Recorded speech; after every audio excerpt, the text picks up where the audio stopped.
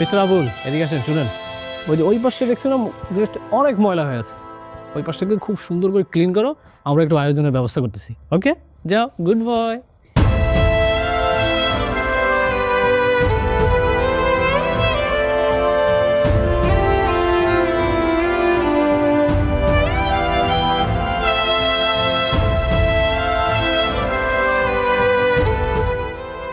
চল কেক কাটি।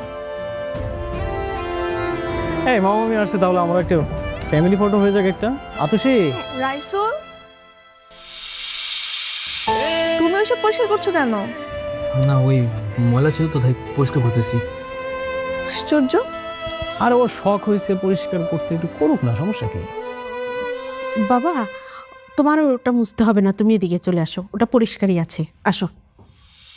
আসো বলছি।